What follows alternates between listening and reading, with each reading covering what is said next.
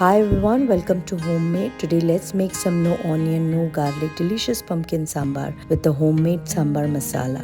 Soak some tamarind in the warm water and set it aside. In a pressure cooker, add half cup of Toor Dal, wash it thoroughly and pressure cook it along with 1 to 2 cups of water. Add the salt, turmeric, red chilli powder, mix it well and pressure cook it for 3 to 4 whistles. If you are new here and like the content which I create, consider subscribing. Homemade. Meanwhile, deseed, peel and chop 250 grams of pumpkin in big chunks. Once the pumpkin is chopped, chop 1 medium-sized tomato as well.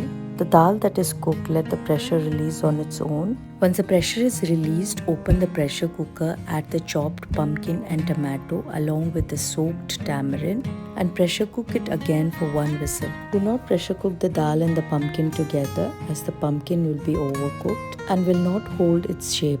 Once the dal and the pumpkin is cooked, set it aside. Now let's make some Sambar Masala. In a pan with 1 teaspoon of oil, add 3 to 4 Kashmiri Red Chillies along with 1 teaspoon of Coriander Seeds, half teaspoon of Cumin Seeds, 1/4 teaspoon of Urad Dal, a fat pinch of Methi seeds and Asafoetida. Once the masalas are sauteed for 30 seconds, add 1 sprig of curry leaves.